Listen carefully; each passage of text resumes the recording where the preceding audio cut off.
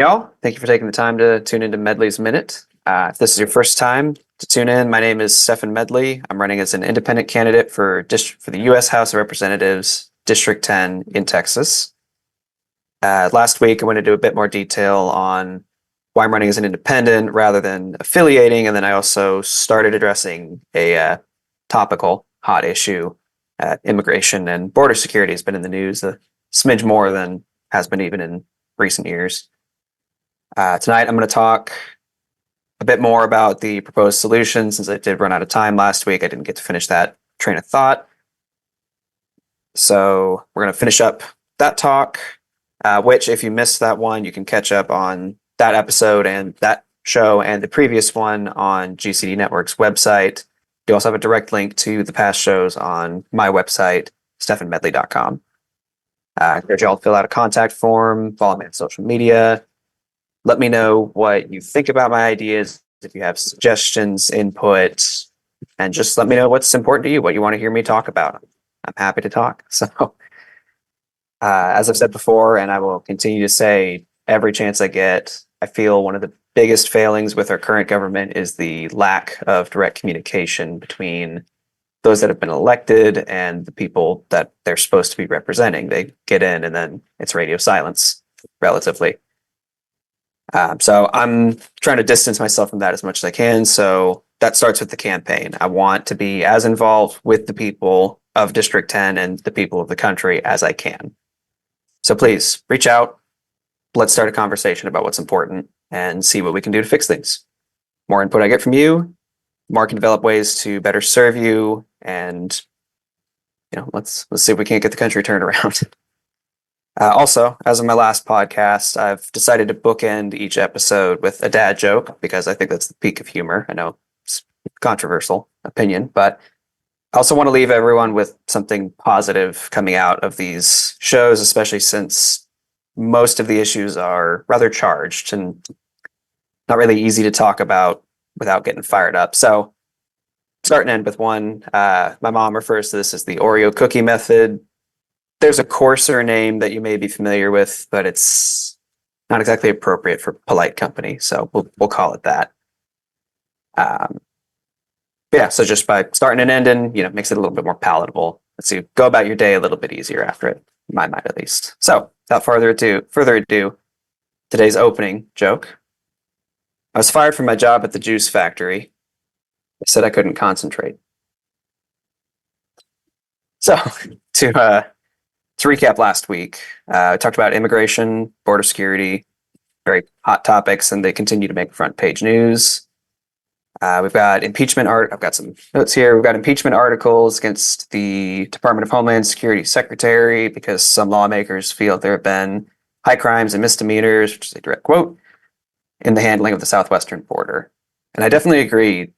It's absolutely not being managed effectively, the border is, but I feel like this is kind of a waste of time and taxpayer money. It's not likely this is going to end up going anywhere, which would then make it a total waste of time and money that I feel could be better put to trying to get things taken care of on the border. On that note, you also have, in this last week, a bipartisan deal. So, for the most part, both major parties are contributing to this and are agreeing that this is going to be good, supporting it. Bipartisan deal, which is going to be a combination of military funding for Ukraine and Israel, which I will touch on those subjects in a later show, as well as new border security measures. And it is now in danger of not passing because lawmakers are second guessing themselves. They're looking at this being, this is going to be viewed as me, bending the knee and working with the other side. This could bite in the long term. And again, this us versus them schoolyard kind of mindset, it's got to go. It's been going on too long. It's been going on, is it the first presidency after Washington is when that really kicked off? It's been too long. It's shown that it doesn't work. It's got to go. So that's exactly the kind of stuff why I'm running, or kind of reasons why I'm running independent and not affiliating, is I see both parties as having failed the country because they're more interested in making money than they are at actually doing their jobs as politicians. There's political parties. And this back and forth, this, again, us versus them, it really feels like a schoolyard fight. It's all around which party's banner you ran under to get elected. And at the end of the day, a lot of these people are getting in and then ditching the things they ran on. So it matters even less in the long run. And I can't stomach how huge of a waste of taxpayer money this is. Like, we are paying them to effectively run their mouths in circles and get nothing done. I mean, in a private sector job, if you or I spent half as much time just fighting and arguing in circles with our coworkers and getting nothing done, we'd be fired in a heartbeat. And I don't see why working in government gets to be different. We're not, the country has voiced that we're not happy with the people that are there right now. So why are they still there? So if you have any doubts on why I'm running unaffiliated, that's why. Just look at the news, see all the infighting, this pointless back and forth that's going on, and that should put things into perspective. I want to distance myself from that from the very beginning. So that's why. That said, I know I'm not alone in that thinking. If you're as frustrated by this as I am, and you should be, and you're in District 10, reach out to help get me on the ballot in November, and we can change this from the inside. Also, this last week, I got a shout out. I publicly signed a pledge saying I would support the creation of a constitutional amendment that would put term limits on Congress, 3 terms in the House and 2 in the Senate. I'm a firm believer that, you continue to bring in the same people that are bringing the same ideas, and you get confused why nothing changes. You got to bring in new minds, new faces to hope to see any change. And I get it. Change is scary. Change is a risk, if nothing else. But at the same time, we get so frustrated with these people that have been in their office for 10, 20, 30 years and got nothing done, and we keep reelecting them. So that was not the intent with the formation of the House of Representatives and the Senate. It was, meant to be a short-term way to give honorable service to your country, and then you do that for a reasonable amount of time and you get out and go back to whatever it was you were doing before. It wasn't meant to be a lifelong career. It was never meant to be a lifelong career. And the current way the system is set up, it just encourages Congress to take better care of themselves than the people they're supposed to be representing. They're encouraged to watch their own backs over the people they're supposed to be taken care of.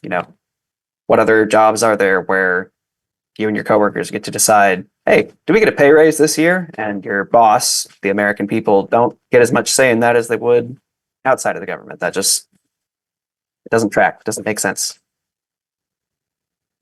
So I know I'm preaching to the choir on that point. I'll go ahead and move on. But so immigration, back to that point. I touched last week on some solutions for securing the border. I did want to talk about kind of addressing some of the inefficiencies, the areas where the legal immigration system can be polished up, and didn't get to that.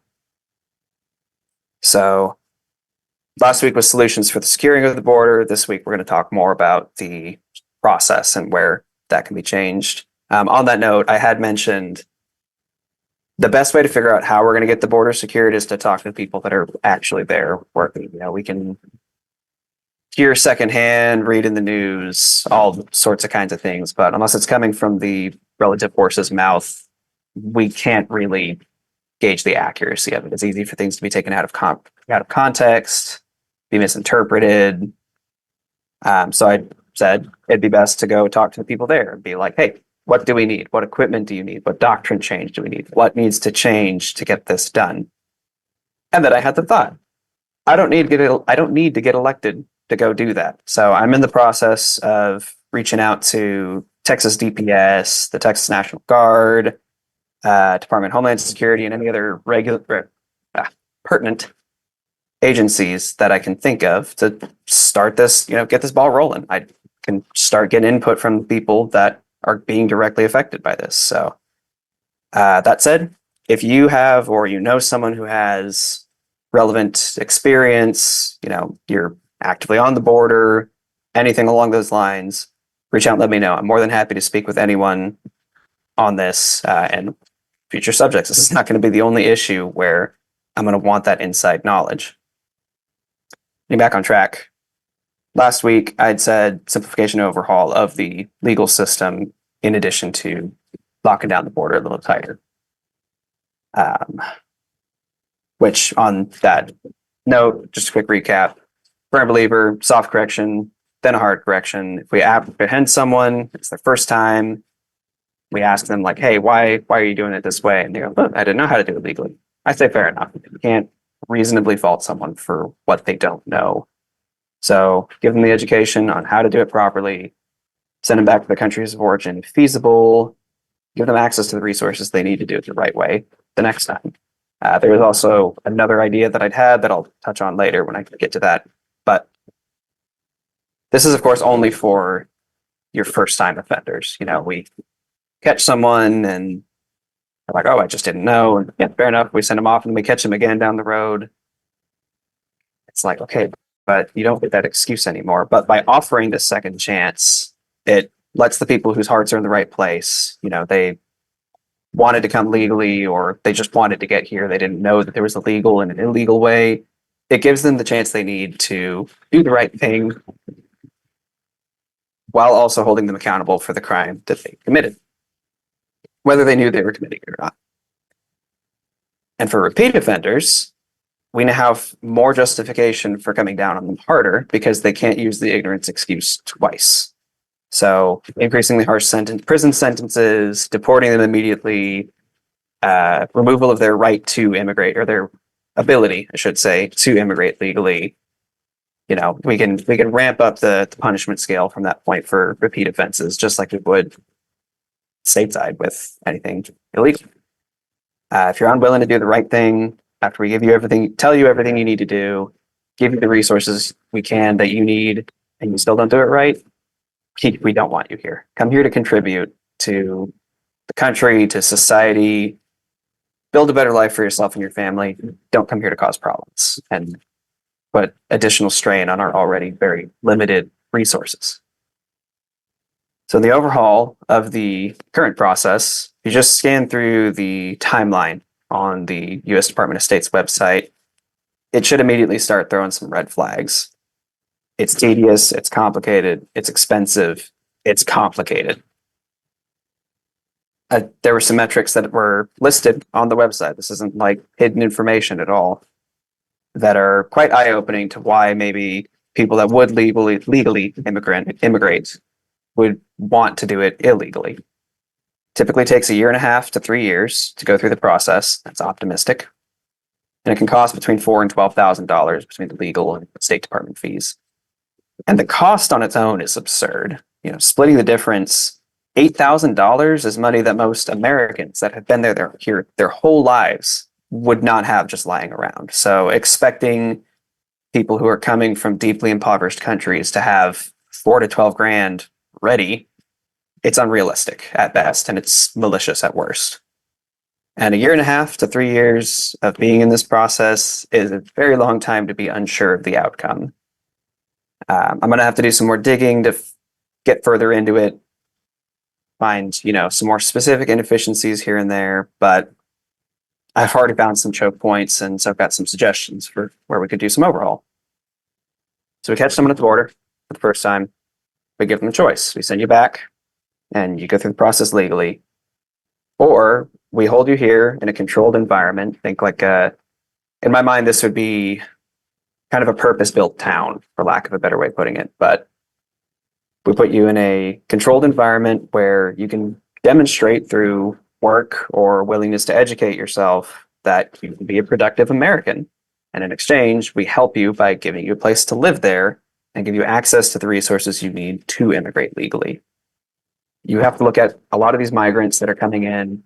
Going home is not a reasonable option, a feasible option, I should say. You know, it's dangerous, or they've spent every penny they've ever had to get here, and that's not something you can really do twice at that point. So by giving them the option to apply themselves while they're here, while they're already here, while they go through the process, they get access to the resources they need to do it the right way. They also start contributing to the country from the beginning. since they're earning their assistance, it's not just being handed to them. They are having to put in some effort on their end. We're not setting any expectations of handouts and free rides. We're showing them that you've got to work to get where you want to go in this country. The current system requires you to have a financial sponsor, which is usually an employer or a family member, but that might not be an option for everyone. So by giving them this from the get-go, being like, you don't have a sponsor, so we, the US government, are going to sponsor you to work here, go to school here, whatever. We alleviate that burden from migrants that want to come here legally but wouldn't be able to get a sponsor otherwise. And by doing this, they also get work experience, they get language skills if they need them. We could offer skill classes. We always need more welders, more plumbers. Insert trade here. We always need more of them. So we could offer these skill classes, and that could be an alternative to whatever work that they'd be doing here, but just something to show that they're willing to put in the effort, and we reward them by helping them through the process. I mean, it could even be like your beginner post-secondary classes, your effectively freshman and sophomore year, that's 13th and 14th grade. That could be an option, just something to show they're willing to apply themselves. Set them up for success, but show them that they have to work for it, just like everyone that's already here. And this solution to me is also very in line with our nation's history of, bringing in immigrants and showing compassion and hospitality to immigrants. We've got Emma Lazarus writing in the new Colossus at the base of the Statue of Liberty, "Give me you're tired, you're poor, your huddled masses yearning to breathe free." And that to me is very much in line with this idea. We'll always need immigrants, but we also need to be sure we're letting in people with the right values. We can't take everyone because there are people who are malefactors out there. They don't want to come here to do good. And this is just another point. They're not being handed something, so it's going to mean more to them. I mean, free stuff is great. It's always great to get, like a birthday present. Who doesn't love a good birthday present? But if it's something big and you worked for it yourself, you're going to take way better care of it than if it's just handed to you. That's just in my experience, what I've seen. And the people that are willing to work for it, and willing to show that they will take care of their citizenship and by extent the country, those are the people we want. And on the other side of that, a zero tolerance policy. As I said, not everyone coming over is trying to do the right thing. They're, cartel affiliated or, insert horrible foreign power here. You can paint the picture. So we have to come down hard on these people, and the best way to do that would be a zero tolerance policy. If you're caught trafficking anything, people, drugs, guns, whatever contraband you're thinking of, I would say they've forfeited the chance to come here legally ever again. That's how a zero tolerance policy works. You get caught doing something, and nope, you just signed away all of your opportunities to do the right thing here. So you've lost that opportunity. We've got enough crime in the country as is. Our law enforcement agencies are horrifically underfunded and undermanned. And if we're letting people through that are going to cause more problems, it's just going to put more strain on them. And we can't afford to do that. This is another area where having these designated sites is going to be helpful, because if we know that the people coming in legally are there, we can keep good tabs on them and ideally have a better chance of weeding out anyone who does not want to come here to do the right thing. They're, cartel members trying to fly in under the radar. And another point that actually this is something a friend of mine had approached me about last week was amnesty for the people that already are here. There are without a doubt a lot of illegal immigrants that are here and have been here for a very, very long time. So what do we do with them? I'd be willing to wager that a good chunk of them, maybe not a majority, but a good chunk, if not a majority, would be willing to do the right thing if they had the opportunity, if they knew they had the opportunity to do it. They're given the opportunity to give it. So I would say when we start instituting our reformed immigration process, our increased border security measures, the zero tolerance policy especially, Once we start instituting those, we offer a relatively narrow window of amnesty. We make a huge deal out of it so that we can eliminate the excuse of, oh, well, I didn't know. Something to the effect of like, you have 21 days from this date ending at this time on this date to report to the relevant authority and request immigration amnesty. And if you do this, we're not going to kick you out. We're not going to send you to one of these towns, one of these like work towns. We're going to try to do this with as little impact on the life you've been living for a while as possible, but get you here under the appropriate paperwork. And those that choose to not utilize that amnesty window and end up getting caught down the line, gone, back to their home countries. They cannot come back here legally ever again because they snuck in here legally once. We gave them a chance to come forward, call themselves out, do the right thing. So if they don't do that, they're not setting a good precedent for the rest of their time here. This plays on the opportunity of if you're given the opportunity to do the right thing, in this case, multiple opportunities to do the right thing, and you're not doing it, maybe we don't want you here. Maybe we don't need you here. Maybe we only want people that are going to be productive members of society immigrating. Or at least people that will demonstrate the capacity to want to be productive members of society. So that's all I've got on my notes, at least for immigration for today. It's a very complicated and emotionally wrought subject that I hope I was able to discuss rationally and clearly. And again, this is just the start of these ideas, especially as I get in touch with these agencies that are putting in the footwork. The ideas will continue to develop.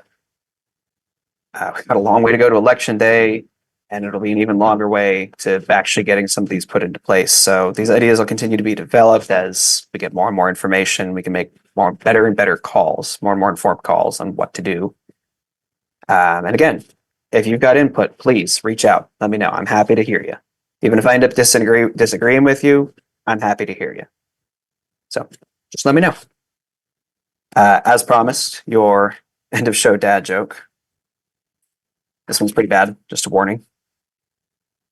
What's the leading cause of dry skin?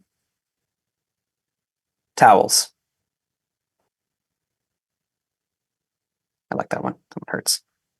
Yeah, again, thank you so much for tuning in, spending some of your Sunday evening here with me on Medley's Minute, GCD Network. Again, check out my website, stefanmedley.com. There's links to all the social medias that I'm on, Twitter, Instagram, TikTok.